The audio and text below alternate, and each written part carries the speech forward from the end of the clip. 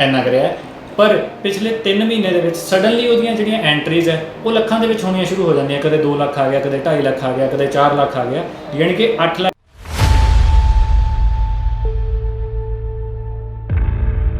ਉਸੇ ਕੈਂਡੀਡੇਟ ਨੂੰ ਵੀਜ਼ਾ ਦਿੰਦੀ ਹੈ ਜਿਹਦੇ ਕੋਲ ਇਨਕਮ ਦਾ ਸਾਧਨ ਇੱਥੇ ਪ੍ਰੋਪਰ ਹੈ। ਮਤਲਬ ਕਿ ਇੱਕ ਰੈਗੂਲਰ ਇਨਕਮ ਜਿਹੜੀ ਉਹਦੇ ਕੋਲ ਹੋ ਰਹੀ ਹੈ ਤੇ ਉਹਦੇ ਕੋਲ 7-8 ਲੱਖ ਦਾ ਬੈਲੈਂਸ।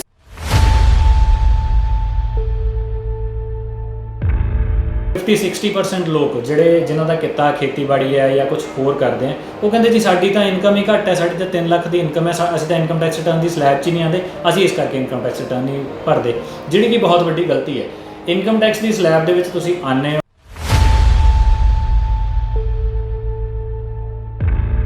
ਅਕਾਊਂਟ ਦੇ ਵਿੱਚ ਉਹ ਨਹੀਂ ਦਿਖਾ ਪਾ ਰਿਹਾ ਤੇ ਉਹਨੇ ਉਹ ਪੈਸੇ ਕੈਸ਼ ਲਏ ਆ, ਤਾਂ ਉਹ ਉਹਦਾ ਇਨਕਮ ਦਾ ਸਾਧਨ ਨਹੀਂ ਮੰਨਿਆ ਜਾਣਾ।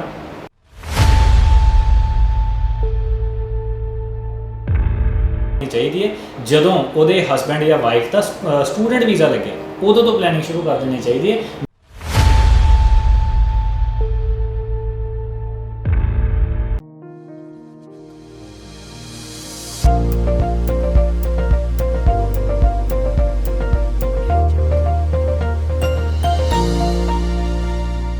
Hello viewers and followers. So आज मैं डायरेक्टली वीडियो स्टार्ट करने के पहले आपको सबको थैंक यू बोलना चाहती हूँ इतने अच्छे रिस्पांस के लिए जो हमारी पिछली वीडियोस पे हमें मिले हैं। हमें हमारी ये सीरीज़ पे इतना अच्छा कमेंट करने के लिए, रिस्पॉन्ड करने के लिए thank you so much again and again. And हमें आप मोटिवेट कर रहे हैं ताकि हम इससे भी अच्छी वीडियोज़ आगे और डालें। सो आज का हमारा जो टॉपिक है वो हमारे व्यूअर्स के लिए ही है एंड उन्हीं ने ही हमें ये टॉपिक दिया है। आज का हमारा टॉपिक है फ़ंड्स। सर फ़ंड्स के ऊपर हमें बहुत सारी क्वेरीज़ आई हैं पिछली कुछ दिनों में। So I will be asking you few questions regarding the same and आप उस अकॉर्डिंगली प्लीज़ अपने रिव्यूज़ दीजिएगा। मेरा पहला क्वेश्चन आता है कि फ़ंड्स कितने रिक्वायर्ड हैं एंड कितने पुराने होने चाहिए। मैम गल करिए अगर फंड्स की तो सिर्फ फंड्स ही नहीं, फंड्स के नाल सोर्स ऑफ इनकम लाइक कि एक बंदे की इनकम का साधन की है कि उन्होंने कितों इनकम आती है वो भी बहुत ज़रूरी है। तुहाडे क्वेश्चन का पहला मैं आंसर करदा कि फंड्स कितने होने चाहिए। तो as per Canadian high commission guidelines 14,000 Canadian dollar के मिनिमम फंड होने चाहिए और वो फंड तकरीबन 3 ਤੋਂ 4 महीने पुराने होने चाहिए। हुण इत्थे सब तो वड्डी गलती जिहड़ा एक स्पाउस वीज़ा अप्लाई करने वाला कैंडीडेट है वो की करता है, सानू कॉल आती है कि फंड कितने चाहिए है जी, असीं कहंदे 14,000 कैनेडियन डॉलर के फंड चाहिए, मतलब 7.5 ਤੋਂ पौने 8 ਲੱਖ ਦੇ ਵਿੱਚ फंड चाहिए। तो वो की करते हैं एंट्री पवानी शुरू कर देंगे। एंट्रीज पवाते हैं तो 2 या 3 महीने के वो फंड कंप्लीट करके तो उस तो बाद फाइल पुटअप करने की कोशिश करते हैं, जिसका रिजल्ट की होंदा है कि रिजैक्शन आ जाती है। रिजैक्शन के रीज़न की लगता है, असी ये चीज़ देखी है, एक बार नहीं बहुत बार देखी है कि जदों असी जिहड़ा स्टूडेंट रिफ्यूजल कराने तो बाद साडे कोल आंदा है तो जदों असी उहदे केप्स अप्लाई करते हैं तो उहदे विच क्लीयरली लिखिया होंदा है कि स्टार्टिंग तो ਜਦੋਂ ਤੋਂ स्टूडेंट का अकाउंट खुलिया तो वो एक एवरेज मेनटेनड जो बैलेंस है वो 10,000 15,000 20,000 25,000 मतलब कदे लख तो टप्पिया नहीं इन्ना कराया। पर पिछले 3 महीने के सडनली वो जिहड़ियां एंट्रीज है वो लखां दे विच होणियां शुरू हो जांदियां। कदे 2 ਲੱਖ आ गया, कदे 2.5 ਲੱਖ आ गया, कदे 4 ਲੱਖ आ गया, यानी कि 8 ਲੱਖ एक 3 महीने के उन्होंने एवरेज बैलेंस मेनटेन किया तो उस तो बाद केस फाइल कर देंगे। हुण ये या तो अपने आप उन्हों का इदा एंट्रीज घुमाते या किसी के कहण ते इदा एंट्रीज घुमाते। सो एम्बेसी जो देखती है वो देखती है जदों एक स्पाउस वीज़ा अप्लाई कोई भी एप्लीकेंट स्पाउस वीज़ा अप्लाई करता है तो एम्बेसी उस कैंडीडेट को वीज़ा दिंदी है जिहदे कोल इनकम का साधन इत्थे प्रॉपर है, मतलब कि एक रैगूलर इनकम जिहड़ी उहदे कोल हो रही है तो उहदे कोल 7-8 ਲੱਖ का बैलेंस भी पुराना मेनटेनड पिया है।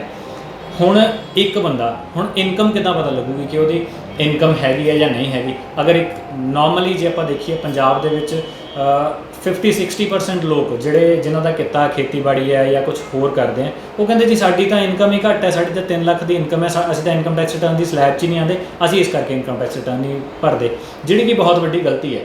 इनकम टैक्स की स्लैब के तुसीं आने हो चाहे नहीं आते, चाहे मैं कहना किसी की इनकम लख तो भी थले है वो भी इनकम टैक्स रिटर्न भर सकता है। इनकम टैक्स रिटर्न भरने लिए थोड़ी इनकम टैक्सेबल होनी जरूरी नहीं है। ਚਾਹੇ ਤੁਹਾਡੀ ਟੈਕਸੇਬਲ ਇਨਕਮ ਨਹੀਂ ਵੀ ਹੈ ਤਾਂ ਵੀ ਤੁਹਾਨੂੰ ਇਨਕਮ ਟੈਕਸ ਰਿਟਰਨ ਭਰਨੀ ਚਾਹੀਦੀ ਹੈ, ਕਿਉਂਕਿ ਇਨਕਮ ਟੈਕਸ ਰਿਟਰਨ ਹੀ ਇੱਕ ਇੱਦਾਂ ਦਾ ਤਰੀਕਾ ਹੈ ਜਿਹਦੇ ਨਾਲ ਸਰਕਾਰ ਦੀ ਨਜ਼ਰ ਦੇ ਵਿੱਚ ਤੁਹਾਡੀ ਇਨਕਮ ਸ਼ੋ ਹੋ ਰਹੀ ਹੈ ਕਿ ਸਰਕਾਰ ਨੂੰ ਪਤਾ ਹੈ ਤੁਹਾਡੀ ਲੀਗਲੀ ਇਨਕਮ ਇੰਨੀ ਹੈ। ਪਹਿਲਾ ਉਹ ਵੱਡਾ ਨੁਕਸਾਨ ਕੈਂਡੀਡੇਟ ਕਰਾਉਂਦਾ।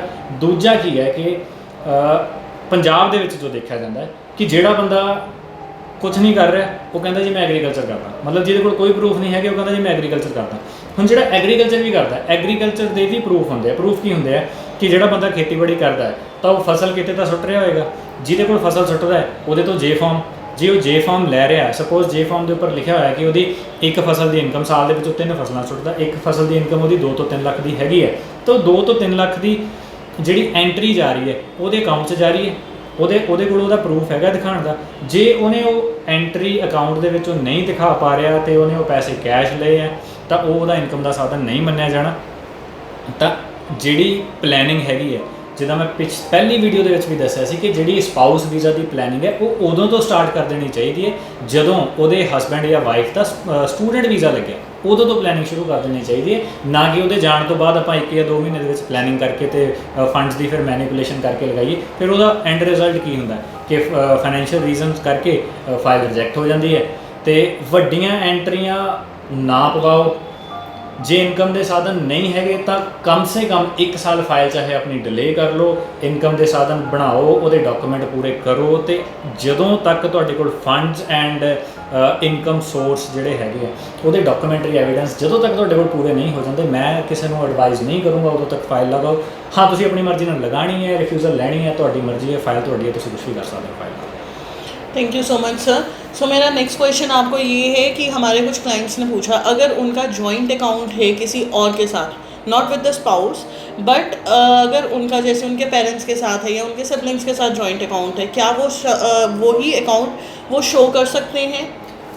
मैम ये भी एक थोड़ा बहुत ही अहम मैं सवाल इनू कहूँगा कि बहुत सारे ਬੱਚਿਆਂ ਦੇ ਜਿਹੜੇ ਐਪਲੀਕੈਂਟਸ ਦੇ ਜੁਆਇੰਟ ਅਕਾਊਂਟ ਹੁੰਦੇ ਆ, ਕਿਸੇ ਦਾ ਮਦਰ ਨਾਲ ਜੁਆਇੰਟ ਅਕਾਊਂਟ ਹੈ, ਕਿਸੇ ਦਾ ਫਾਦਰ ਨਾਲ ਜੁਆਇੰਟ ਅਕਾਊਂਟ ਹੈ, ਜਾਂ ਕਈ ਵਾਰ ਸਪਾਊਸ ਨਾਲ ਵੀ ਜੁਆਇੰਟ ਅਕਾਊਂਟ ਹੈ। ਸੋ ਉੱਥੇ ਕੀ ਹੁੰਦਾ ਹੈ ਕਿ ਅਗਰ ਤਾਂ ਤੁਹਾਡਾ ਸਪਾਊਸ ਨਾਲ ਅਕਾਊਂਟ ਜੁਆਇੰਟ ਹੈਗਾ ਜਾਂ ਤੁਹਾਡਾ, ਮੈਂ ਤਾਂ ਇਹੀ ਸੁਜੈਸਟ ਕਰੂੰਗਾ ਕਿ ਤੁਹਾਡਾ ਆਪਣਾ ਜਿਹੜਾ ਸੇਵਿੰਗ ਅਕਾਊਂਟ ਹੈ ਉਹਦੇ ਵਿੱਚ ਪੈਸੇ ਦਿਖਾਓ। ਜੁਆਇੰਟ ਅਕਾਊਂਟ ਦੇ ਵਿੱਚ ਅਗਰ ਤੁਹਾਡੇ ਸਪਾਊਸ ਨਾਲ ਹੈ ਉਹਦੇ 'ਚ ਤੁਸੀਂ ਪੇਮੈਂਟ ਦਿਖਾ ਸਕਦੇ ਹੋ। ਅਗਰ ਤੁਹਾਡਾ ਫਾਦਰ ਜਾਂ ਮਦਰ ਦੇ ਨਾਲ ਜੁਆਇੰਟ ਅਕਾਊਂਟ ਹੈ, ਮੰਨ ਲਓ ਉਹਦੇ ਵਿੱਚ 8 ਲੱਖ ਰੁਪਇਆ ਪਿਆ ਤੇ ਤੁਸੀਂ 8 ਲੱਖ ਦੀ ਸਟੇਟਮੈਂਟ ਲਗਾਤੀ ਕਿ ਸਾਡੇ ਕੋਲ ਆਹ ਦੇਖੋ ਜੀ 8 ਲੱਖ ਰੁਪਇਆ ਸਾਡੇ ਕੋਲ ਪਿਆ ਔਰ ਪੁਰਾਣਾ ਪਿਆ, ਤਾਂ ਉਹ ਤੁਸੀਂ ਬਹੁਤ ਵੱਡੀ ਗਲਤੀ ਕਰ ਰਹੇ ਹੋ। ਉਹ 8 ਲੱਖ ਦਾ 8 ਲੱਖ ਰੁਪਇਆ ਐਮਬੈਸੀ ਦੀ ਨਜ਼ਰ ਦੇ ਵਿੱਚ ਜਾਂ ਵੀਜ਼ਾ ਆਫਿਸਰ ਨੂੰ 8 ਲੱਖ ਦਾ 8 ਲੱਖ ਤੁਹਾਡਾ ਨਹੀਂ ਮੰਨ ਕੇ ਚੱਲ ਰਿਹਾ, ਕਿਉਂਕਿ ਤੁਹਾਡਾ ਫਾਦਰ ਦੇ ਨਾਲ ਜੁਆਇੰਟ ਅਕਾਊਂਟ ਹੈ। ਫਾਦਰ ਦੀ ਫੈਮਿਲੀ ਦੇ ਵਿੱਚ ਤੁਹਾਡੇ ਭੈਣ ਭਰਾ ਵੀ ਹੋ ਸਕਦੇ ਆ, ਤੁਹਾਡੇ ਦਾਦਾ ਦਾਦੀ ਵੀ ਹੋ ਸਕਦੇ ਆ, ਫਾਦਰ ਮਦਰ ਦੇ ਆਪਣੇ ਵੀ ਖਰਚੇ ਹੈ। ਸੋ ਉਹ ਸਾਰੇ ਦਾ ਸਾਰਾ ਪੈਸਾ ਤੁਹਾਡੇ ਲਈ ਯੂਜ਼ ਨਹੀਂ ਕੀਤਾ ਜਾ ਸਕਦਾ, ਚਾਹੇ ਪੇਰੈਂਟਸ ਤੁਹਾਨੂੰ ਫਾਈਨੈਂਸ਼ੀਅਲੀ ਸਪੋਰਟ ਕਰ ਰਹੇ ਹੈ, ਈਵਨ ਸਪੋਰਟਿੰਗ ਐਫੀਡੇਵਿਟ ਵੀ ਚਾਹੇ ਪ੍ਰੋਵਾਈਡ ਕਰ ਦਿੰਦੇ, ਤਾਂ ਵੀ ਉਹ ਸਾਰੇ ਦਾ ਸਾਰਾ ਪੈਸਾ ਤੁਹਾਡਾ ਨਹੀਂ ਮੰਨਿਆ ਜਾਣਾ। ਉਹਦੇ 'ਚੋਂ 3-4 ਲੱਖ ਤੁਹਾਡਾ ਕੰਸੀਡਰ ਕੀਤਾ ਜਾ ਸਕਦਾ, ਪਰ 8 ਦਾ 8 ਲੱਖ ਤੁਹਾਡਾ ਕੰਸੀਡਰ नहीं किया जा सकता। ओके सर, अगर किसी एप्लीकेंट की आईटीआर वो नहीं फाइल करता तो उसका क्या इम्पैक्ट होगा एंड आईटीआर की अमाउंट कितनी होनी चाहिए? मैम देखो, एज सच अमाउंट जो ਉਹਦੀ ਇਨਕਮ ਹੈ, ਅਮਾਊਂਟ ਉਹਦੇ ਅਕੋਰਡਿੰਗਲੀ ਹੋਏਗੀ। ਮੰਨ ਲਓ ਐਗਜ਼ਾਮਪਲ ਦੇ ਤੌਰ ਤੇ ਆਪਾਂ ਕਹਿੰਦੇ ਹਾਂ ਕਿ ਇੱਕ ਬੰਦਾ ਇੱਕ ਪ੍ਰਾਈਵੇਟ ਜੌਬ ਕਰ ਰਿਹਾ, ਕੋਈ ਕਿਸੇ ਬੈਂਕ ਦੇ ਵਿੱਚ ਜੌਬ ਕਰ ਰਿਹਾ, ਤਾਂ ਉਹਦੀ ਅੰਦਾਜ਼ਨ ਉਹਦੀ 40,000 ਰੁਪਏ ਬੈਂਕ ਤੋਂ ਅਗਰ ਸੈਲਰੀ ਆਉਂਦੀ ਹੈ ਤਾਂ ਉਹਦੀ ਤਕਰੀਬਨ 4,80,000 5 ਲੱਖ ਦੇ ਆਸ-ਪਾਸ ਦੀ ਉਹਦੀ ਰਿਟਰਨ ਬਣਦੀ ਹੈ। ਜੇ ਉਹਦਾ ਇਨਸੈਂਟਿਵ ਕੁਛ ਅਲੱਗ ਤੋਂ ਆਉਂਦਾ ਤਾਂ ਉਹਦੀ ਇਨਕਮ ਬਣਦੀ ਹੈ। ਹੁਣ ਕਈ ਵਾਰ ਕੀ ਹੁੰਦਾ ਕਿ ਇੱਕ ਬੰਦੇ ਕੋਲ ਸਿਰਫ ਸੈਲਰੀਡ ਇਨਕਮ ਨਹੀਂ ਹੁੰਦੀ, ਉਹਦੇ ਕੋਲ ਹੋਰ ਵੀ ਇਨਕਮ ਹੁੰਦੀ ਹੈ। ਲਾਈਕ ਉਹਦਾ ਕੋਈ ਘਰ ਹੈ, ਉਹਨੇ ਰੈਂਟ 'ਤੇ ਦਿੱਤਾ ਹੋਇਆ ਹੈ, ਲਾਈਕ ਉਹ ਪਾਰਟ ਟਾਈਮ ਕੁਛ ਕਿਸੇ ਬਿਜ਼ਨਸ ਦੇ ਵਿੱਚ ਕਿਤੋਂ ਕਮਿਸ਼ਨ ਦੀ ਇਨਕਮ ਲੈਂਦਾ ਹੈ, ਜਾਂ ਕੋਈ ਬੈਂਕ ਦੀ ਜੌਬ ਦੇ ਨਾਲ ਕੋਈ LIC ਦੀ ਪਾਲਿਸੀਜ਼ ਵੇਚਦਾ ਹੈ, ਜਾਂ ਕੋਈ ਕਾਰ ਸੇਲ ਪਰਚੇਜ਼ ਦਾ ਕੰਮ ਕਰਦਾ ਹੈ, ਜਾਂ ਕੋਈ ਵੀ ਉਹਦਾ ਅਦਰ ਇਨਕਮ ਦਾ ਸੋਰਸ ਹੋ ਸਕਦਾ ਹੈ, ਜਾਂ ਕਿਸੇ ਨੇ ਵਿਆਜ 'ਤੇ ਪੈਸੇ ਦਿੱਤੇ ਹੋਏ ਉਹਨੂੰ ਉੱਥੋਂ ਇਨਕਮ ਆਉਂਦੀ ਹੈ। ਹੁਣ ਅਗਰ ਉਹ ਸਿਰਫ ਤੇ ਸਿਰਫ ਆਪਣੀ ਫਾਈਲ ਦੇ ਵਿੱਚ ਲਿਖ ਦੂਗਾ ਕਿ ਮੈਨੂੰ ਰੈਂਟਲ ਇਨਕਮ ਹੈ, ਉਹਦੀ ਇਨਕਮ ਨਹੀਂ ਮੰਨੀ ਜਾਣੀ ਜਦ ਤੱਕ ਕਿ ਉਹ ਉਹਦੀ ਇਨਕਮ ਉਹਦੇ ਇਨਕਮ ਟੈਕਸ ਰਿਟਰਨ ਦੇ ਕੰਪੀਟੀਸ਼ਨ ਦੇ ਵਿੱਚ ਚਾਰਟ ਦੇ ਵਿੱਚ ਨਹੀਂ ਬੋਲਦੀ ਕਿ ਉਹਨੂੰ ਰੈਂਟਲ ਇਨਕਮ ਵੀ ਹੈ, ਉਦੋਂ ਤੱਕ ਉਹ ਉਹਦੀ ਇਨਕਮ ਨਹੀਂ ਮੰਨੀ ਜਾਣੀ। ਹਾਂ, ਜਿੱਦਾਂ ਕੁਝ ਹੁੰਦੇ ਆ ਕਿ ਜਿਹੜੇ ਐਗਰੀਕਲਚਰ ਸੈਕਟਰ ਨੂੰ ਬਿਲੋਂਗ ਕਰਦੇ ਆ ਕੈਂਡੀਡੇਟ, ਜਾਂ ਕਿਸੇ ਦੀ ਡੇਅਰੀ ਫਾਰਮਿੰਗ ਦੀ ਇਨਕਮ ਹੈ, ਜਾਂ ਕਿਸੇ ਦੀ ਐਗਰੀਕਲਚਰ ਰਿਲੇਟਡ ਕੋਈ ਹੋਰ ਇਨਕਮ ਹੈ, ਕਿਸੇ ਦਾ ਕੋਈ ਪੋਲਟਰੀ ਫਾਰਮ ਹੈਗਾ ਹੈ ਜਾਂ ਕਿਸੇ ਦਾ ਕੋਈ ਮੱਛੀ ਪਾਲਣ ਦਾ ਕੰਮ ਹੈਗਾ, ਤਾਂ ਉਹਨਾਂ ਕੇਸਿਸ ਦੇ ਵਿੱਚ ਅਗਰ ਇਨਕਮ ਟੈਕਸ ਰਿਟਰਨ ਨਹੀਂ ਹੈਗੀ, ਉਹਨਾਂ ਕੋਲ ਵੈਟਨਰੀ ਉਹਦਾ ਡਾਕਟਰ ਦਾ ਸਰਟੀਫਿਕੇਟ ਹੈਗਾ ਕਿ ਡੇਅਰੀ ਫਾਰਮਿੰਗ ਦਾ ਵੈਟਨਰੀ ਡਾਕਟਰ ਸਰਟੀਫਿਕੇਟ ਬਣਾ ਦਿੰਦਾ, ਜਾਂ ਐਗਰੀਕਲਚਰ ਵਾਲਿਆਂ ਦਾ ਇੱਕ ਤਹਿਸੀਲਦਾਰ ਤੋਂ ਇਨਕਮ ਸਰਟੀਫਿਕੇਟ ਬਣਦਾ, ਅਗਰ ਉਹ ਹੈਗਾ ਤਾਂ ਉਹ ਚੱਲ ਸਕਦਾ ਹੈ। ਪਰ ਉਹਦੇ ਨਾਲ ਨਾਲ ਉਹਨਾਂ ਨੂੰ ਜਿਹੜੀ ਇਨਕਮ ਆ ਰਹੀ ਹੈ ਉਹਨਾਂ ਨੂੰ ਉਹਦਾ ਵੀ ਪ੍ਰੂਫ ਦਿਖਾਉਣਾ ਪੈਣਾ ਹੈ ਕਿ ਕਿਹੜੇ ਅਕਾਊਂਟ ਦੇ ਵਿੱਚ ਉਹਨਾਂ ਦੇ ਪੈਸੇ ਆ ਰਹੇ ਹੈ, ਕਿਹੜੇ ਅਕਾਊਂਟ ਦੇ ਵਿੱਚ ਉਹਨਾਂ ਦੀ ਐਂਟਰੀਜ਼ ਆ ਰਹੀਆਂ। ਇੱਕ ਇੱਕ ਐਂਟਰੀ ਪਿਛਲੇ 1 ਸਾਲ ਦੇ ਵਿੱਚ ਜਿਹੜੀ ਉਹਨਾਂ ਨੇ ਕੀਤੀ ਹੈ, ਜਦੋਂ ਅਸੀਂ ਫਾਈਲ ਲਗਾਉਂਦੇ ਹਾਂ ਤਾਂ ਉਹ ਐਂਟਰੀ ਨੂੰ ਅਸੀਂ ਹਾਈਲਾਈਟ ਕਰਕੇ ਮੰਨ ਲਓ ਇੱਕ ਬੰਦੇ ਦੇ ਅਕਾਊਂਟ ਦੇ ਵਿੱਚ ਡਿਪੋਜ਼ਿਟ ਦੀਆਂ ਪਿਛਲੇ ਸਾਲ ਦੇ ਵਿੱਚ ਸਾਲ ਕਿੱਦਾਂ ਕਾਊਂਟ ਹੁੰਦਾ ਹੈ, 1 ਅਪ੍ਰੈਲ ਮੰਨ ਲਓ 2019 ਤੋਂ ਲੈ ਕੇ 31 ਮਾਰਚ 2020 ਤੱਕ ਉਹਦਾ ਕਾਊਂਟ ਹੋਣਾ ਹੈ, ਜਿਹਦੀ ਡਿਊਰੇਸ਼ਨ ਦੀ ਉਹਨੇ ਰਿਟਰਨ ਭਰੀ ਹੈ।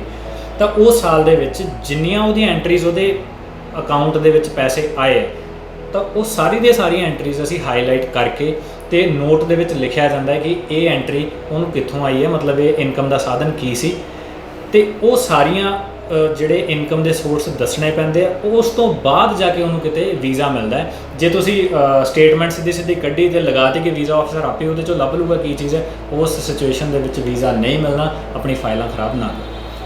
Thank you so much sir इतनी डिटेल्ड इन्फॉर्मेशन के लिए। सो व्यूअर्स, अगर आपके फ़ंड्स के रिलेटेड कोई और सवाल हैं तो प्लीज़ कमेंट सेक्शन में आप टाइप करके हमें लिख के बताइए, हम नेक्स्ट वीडियो में उसको कवर करेंगे, या फिर आप हमें डायरेक्टली कॉल कर सकते हैं, विज़िट कर सकते हैं।